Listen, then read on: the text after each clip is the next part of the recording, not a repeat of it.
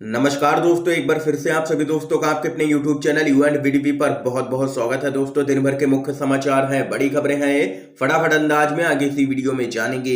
ये वो खबरें हैं जो कूदी मीडिया आप तक नहीं पहुंचाता है। तो वहीं दोस्तों, खबरों की तरफ चलने से पहले आप लोगों से एक छोटा सा निवेदन है कि अगर आप लोग भी खुल करके देश भर में नफरत फैला रही कूदी मीडिया का बहिष्कार करते हैं तो अभी इस वीडियो को लाइक कीजिएगा, चैनल को फ्री में सब्सक्राइब करके बेल के आइकन को जरूर दबाइएगा दोस्तों, और कमेंट बॉक्स में कमेंट कीजिएगा जय हिंद जय भारत। दरअसल दोस्तों, पहली बड़ी खबर आप लोगों को बताते चलें। कर्नाटक हाई कोर्ट का हिजाब मामले पर बड़ा आदेश, कहा स्कूल कॉलेजों में हिजाब की इजाजत नहीं। कर्नाटक हाई कोर्ट में याचिका की गई है खारिज। आप लोगों को दोस्तों बताते चले, कर्नाटक हिजाब विवाद पर आज कर्नाटक हाई कोर्ट ने अहम फैसला सुनाया है। हाई कोर्ट ने स्कूल कॉलेजों में हिजाब बैन के फैसले को चुनौती देने वाली याचिकाओं को खारिज कर दिया है। कोर्ट ने अपने फैसले में कहा है कि हिजाब पहनना इस्लाम की अनिवार्य प्रथा का हिस्सा नहीं है। कर्नाटक हाई कोर्ट में उडुपी की लड़कियों ने याचिका दायर कर स्कूलों में हिजाब पहनने की इजाजत यहां पर मांगी थी। कोर्ट ने छात्राओं की याचिका को खारिज करते हुए कहा कि छात्राएं स्कूल ड्रेस पहनने से इनकार नहीं कर सकती हैं और 3 जजों की बेंच ने यह फैसला सुनाया है हिजाब मामले पर। इस खबर पे आप लोगों की क्या कुछ राय है जरूर बताइएगा कमेंट बॉक्स में। अगली अपडेट बताते चलें। सपा के नेता स्वामी प्रसाद मौर्य ने उठाया है ईवीएम पर सवाल, बोले बैलेट पेपर की वोटिंग में सपा को मिली 304 सीटें, ईवीएम में बड़ा खेल हुआ है। आप लोगों को बताते चलें, यूपी के पूर्व कैबिनेट मंत्री स्वामी प्रसाद मौर्य ने हाल ही में संपन्न यूपी विधानसभा चुनाव में ईवीएम में गड़बड़ी का आरोप लगाया है और कहा है कि कोई ना कोई बड़ा खेल जरूर हुआ है ईवीएम के जरिए। मौर्य ने एक ट्वीट में बैलेट पेपर की वोटिंग में समाजवादी पार्टी को 403 में से 304 सीट मिलने का दावा किया है। उन्होंने कहा है कि बैलेट पेपर के मतदान में समाजवादी पार्टी 304 सीट पर जीती है जबकि भाजपा मात्र 99 पर, लेकिन ईवीएम से मतों की गिनती में भाजपा चुनाव जीती। इसका मतलब है कि कोई ना कोई बड़ा खेल जरूर हुआ है ईवीएम के जरिए। ये यहाँ पर कहना है दोस्तों स्वामी प्रसाद मौर्य का। देख सकते हैं कि लगातार ईवीएम पर सवाल उठ रहे हैं और चुनाव आयोग अभी भी चुप्पी साधे हुए है। दोस्तों, अगर आप लोग भी खुल करके ईवीएम का बहिष्कार करते हैं तो इस वीडियो को लाइक करके अपना समर्थन दर्ज करवाइएगा। अगली बड़ी खबर बताते चलें।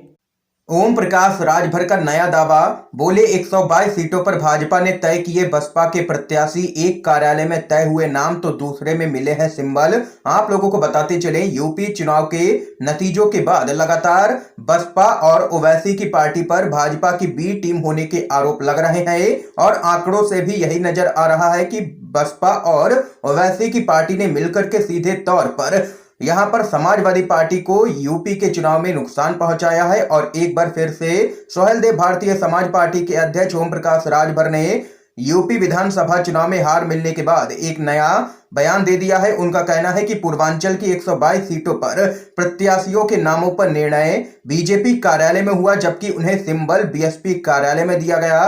उन्होंने दावा किया है कि वे इसका सबूत भी दे सकते हैं। ओम प्रकाश राजभर ने आगे कहा है कि चाहे बसपा हो या कांग्रेस या ओवैसी की पार्टी, सभी ने यहां पर सीधे तौर पर भाजपा की ही चुनाव में मदद की है और वोट कटवा यहां पर यह पार्टी साबित हुई है। इसके साथ ही ओपी राजभर ने कहा है कि बसपा और भाजपा का मेल हो गया, जो यूपी में बड़ा खेल हो गया। ये यहां पर कहना है दोस्तों ओम प्रकाश राजभर का। अगली बड़ी खबर बताते चलें। ओम प्रकाश राजभर ने केशव प्रसाद मौर्य को दिया है ऑफर, कहा इज्जत से राजनीति करनी हो तो सपा में हो जाएं शामिल। आप लोगों को बताते चलें, यूपी विधानसभा चुनाव के नतीजे घोषित किए जाने के बाद सोहेलदेव भारतीय समाज पार्टी के राष्ट्रीय अध्यक्ष ओम प्रकाश राजभर ने यूपी के डिप्टी सीएम केशव प्रसाद मौर्य पर तंज कसा है। उन्होंने एक टीवी इंटरव्यू के दौरान केशव प्रसाद मौर्य को समाजवादी पार्टी में शामिल होने का ऑफर देते हुए कहा है कि उन्हें अगर इज्जत से राजनीति करनी हो तो हमारे साथ आ सकते हैं। और इसके साथ ही यूपी चुनाव में अपने गठबंधन की हार को लेकर के ओम प्रकाश राजभर ने कहा है कि हम बहुत सारी सीटों पर बेहद ही कम अंतर से हारे हैं। इसके साथ ही उन्होंने सरकारी कर्मचारियों पर ईवीएम में गड़बड़ी करने का आरोप लगाते हुए कहा है कि जहां पर हम कम वोट से चुनाव जीत रहे थे वहां पर अधिकारियों ने हमें जानबूझ करके हरा दिया है।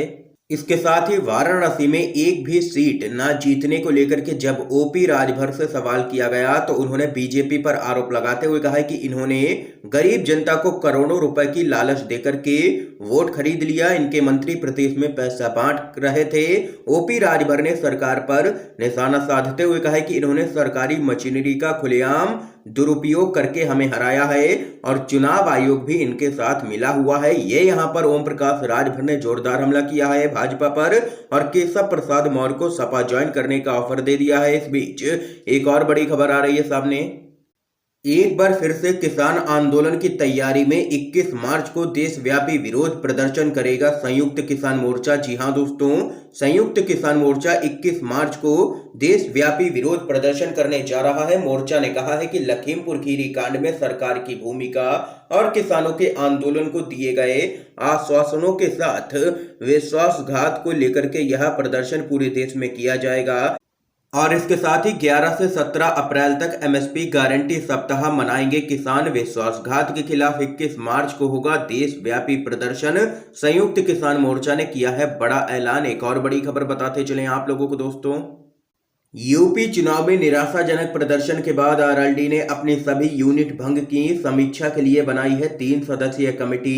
उत्तर प्रदेश विधानसभा चुनाव के नतीजों के बाद राजनीतिक दलों ने अपने अपने स्तर पर पार्टी में खूबियों खामियों की समीक्षा शुरू कर दी है। इसी क्रम में जयंत चौधरी की पार्टी आरएलडी ने उत्तर प्रदेश में अपनी सभी कमेटियां और संगठनों को तत्काल प्रभाव से भंग कर दिया है। इस बात की जानकारी आरएलडी के आधिकारिक ट्विटर हैंडल से दी गई है और वहीं इसके अलावा पार्टी ने चुनावी नतीजों की समीक्षा के लिए 3 सदस्यीय एक कमेटी का भी गठन कर दिया है।